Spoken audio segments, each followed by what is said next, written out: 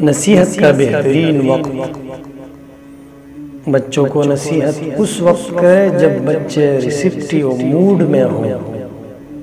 4 اوقات ایسے ہیں جب بچہ ریسیپٹیو موڈ میں ہوتا ہے، اس وقت آپ بچے کو جو بھی نصیحت کریں گے وہ بچے کے دل میں اتر جائے گی۔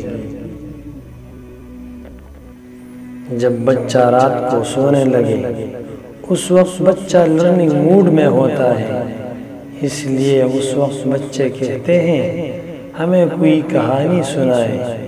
مائیں بچوں کو بلی چوہوں کی کہانیاں سنا دیتی ہیں، پھر بچوں میں بلی چوہوں والی حرکتیں آتی ہیں۔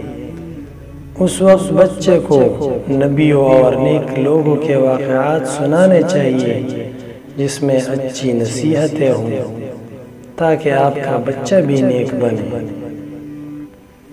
جب بچہ آپ کے ساتھ گاڑی میں بیٹھا ہو، اس وقت بھی بچہ لرننگ موڈ میں ہوتا ہے، اس لیے اس وقت بچہ پوچھ رہا ہو ابو یہ کیا ہے، وہ کیسے؟ اس وقت ہم ڈانٹ ڈپٹ کر کے بچے کو چپ کروا دیتے ہیں۔ وہ بہت قیمتی وقت ہوتا ہے، اس وقت بچے سے اچھی باتیں کریں اور اچھی نصیحتیں کریں، وہ آپ کی باتوں پر توجہ دے گا اور آپ کی باتوں پر عمل کرے گا۔ جب بچہ کھانے پہ بیٹھے، اس وقت بھی بچہ لرننگ موڈ میں ہوتا ہے، اس وقت بھی آپ نصیحت کر سکتے ہیں۔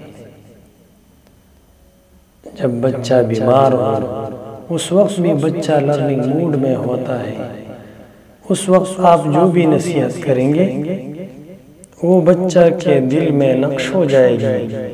آپ نے بچوں کو جو بھی نصیحتیں کرنی ہو ان اوقات میں کریں، بچے ضرور آپ کی نصیحتوں پہ عمل کریں گے۔